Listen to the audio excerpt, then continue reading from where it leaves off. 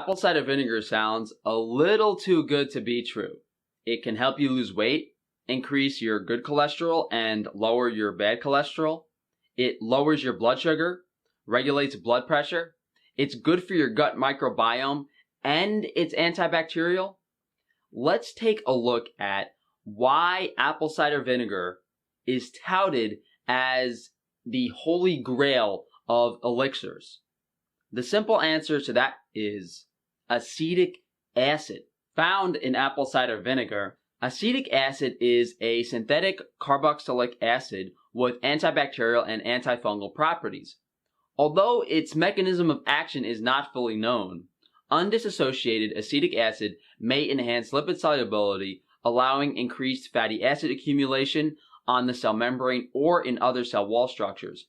What this specifically means is that there is a beneficial impact on fat metabolism. Acetic acid is a weak acid, and it can also inhibit carbohydrate metabolism, resulting in subsequent death of the organism.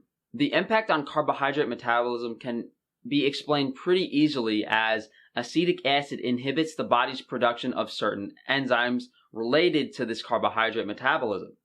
Acetic acid suppressed sucrase, lactase, and maltase activities in concentration various carbohydrate digestive enzymes. This is an excellent explanation to why we see people lose weight. They're not digesting the carbohydrates, and the carbohydrates are just feeding gut bacteria as opposed to being stored as fat. And this can also explain why apple cider vinegar might regulate blood glucose. And in the studies that we look at later, there is clear evidence that people that consume apple cider vinegar with their meal don't have as high sugar spikes afterwards. Another study on the topic of weight loss, vinegar and acetic acid also increased AMP and ATP ratios and expression levels of PAMPK, PPARY coactivator A1, and this pretty much means improved energy metabolism. If your body is more efficiently digesting carbohydrates and fat, you're probably going to be more active, feel better, lose weight. In the same study, acetic acid in apple cider vinegar also inhibited angiotensin II type 1 receptor expression. This is something that's involved directly with blood pressure regulation. So if you're inhibiting something that regulates blood pressure, it makes sense as to why people have better blood pressure when consuming apple cider vinegar with their meals. Now, to me, this is sounding a little too good to be true.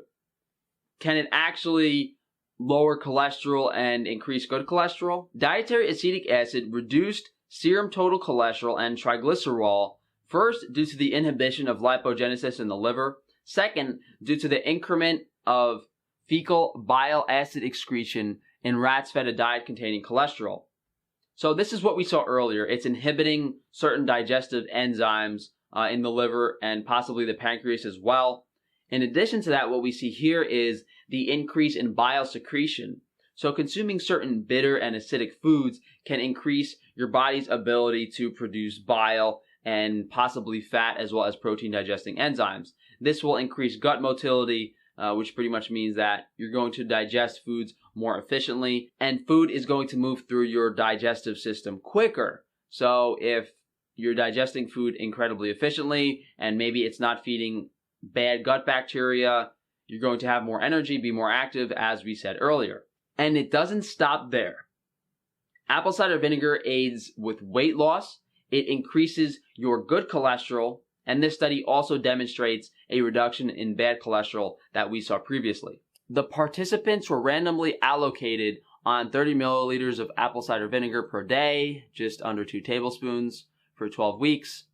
The apple cider vinegar group significantly reduced body weight, BMI, hip circumference, visceral adiposity index, and appetite score. Furthermore, plasma triglyceride and total cholesterol levels significantly decreased, and high-density lipoprotein cholesterol, HDL, aka the good cholesterol, concentration significantly increased in the ACV group compared to the control group. This is really significant evidence, and it's pretty crazy that just by consuming apple cider vinegar, it improved these people's metabolism so much that they lost all of this weight.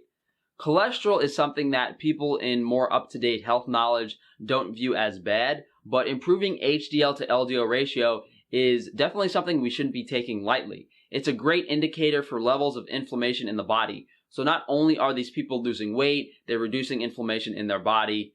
This is, to me, concrete evidence that we should really be considering acetic acid from a health perspective as something that we need to incorporate in our daily lives. So what about gut bacteria and the gut microbiome? Various beneficial bacteria such as lactobacillus were the most commonly identified bacteria in apple juice byproducts.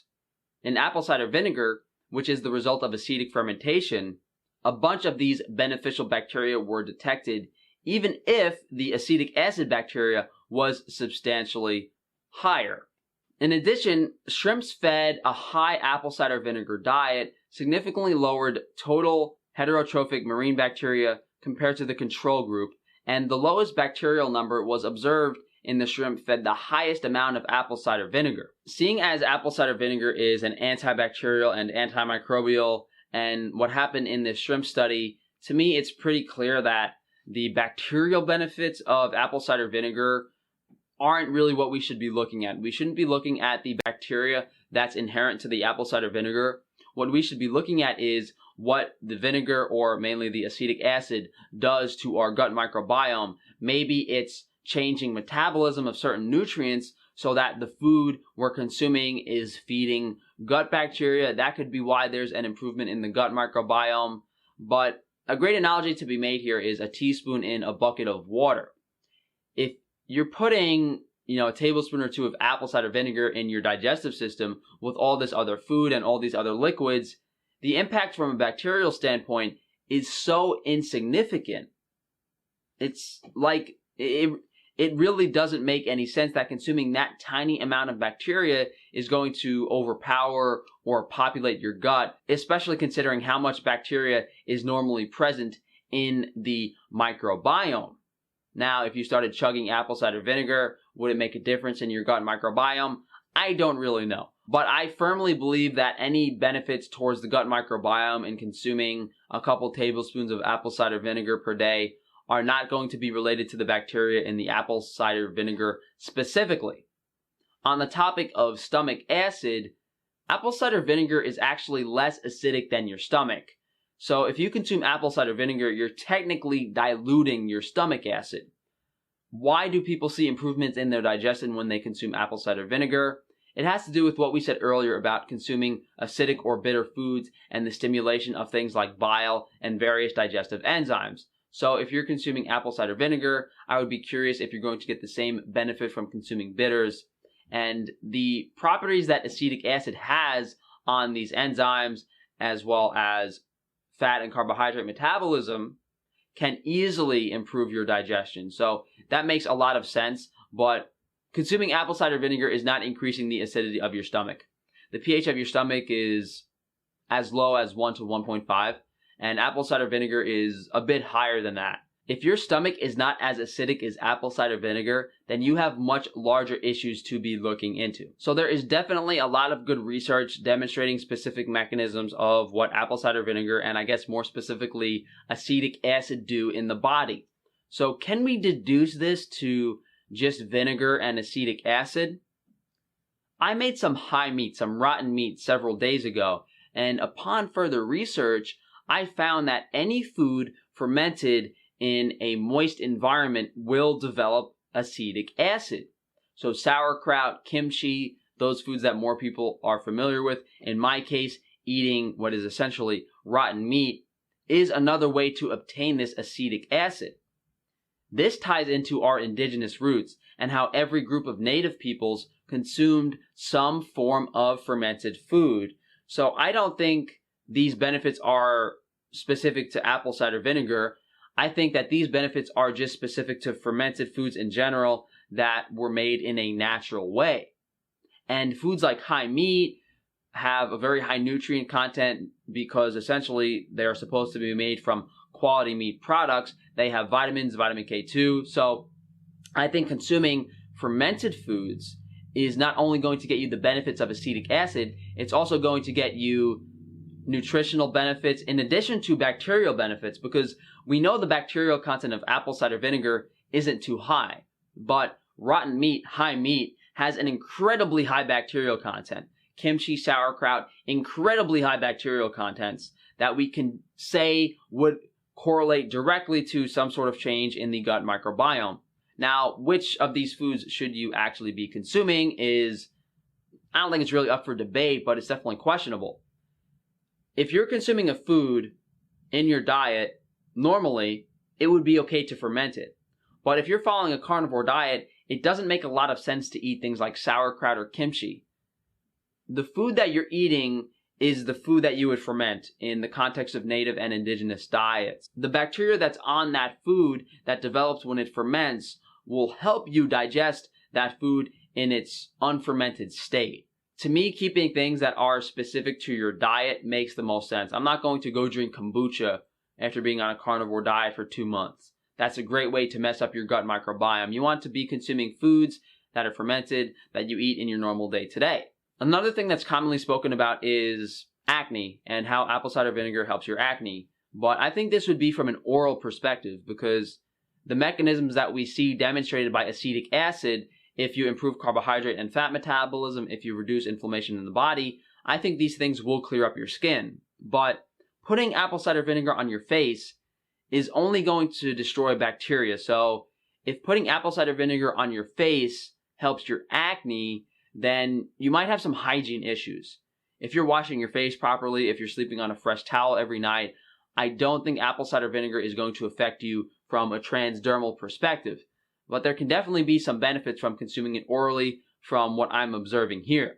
I remember I put apple cider vinegar on my face when I had bad acne, and all it really did was burn the hell out of my skin and make my acne more inflamed. The cause of my acne was underlying dietary issues. So if you cannot fix that underlying dietary issue, or underlying issue in general, then don't expect your acne to get better. If the issue is your hygiene and you put apple cider vinegar on your face and your acne gets better, you technically fixed the underlying issue. But if you have a dairy allergy and you're consuming apple cider vinegar and putting it on your face, don't expect your acne to magically go away. Apple cider vinegar is also a high histamine food, and this can definitely cause issues for some people. A food can be high in histamines because it is fermented or aged, or a food can cause a high level of histamine reactions in the body. Foods like eggs and dairy tend to do so. Histamines are involved in the immune system response. So when you consume apple cider vinegar, if you get a rush of energy, this could actually be related to the histamine content of the food. Definitely something important to keep in mind with not just apple cider vinegar, vinegars in general, aged foods in general. So Frankie boy, what's the deal on apple cider vinegar? Should we consume it? Ladies and gentlemen, that is for you to try yourself. I think that if you're not consuming fermented foods, that you will see a direct benefit to incorporating acetic acid in some form in your diet.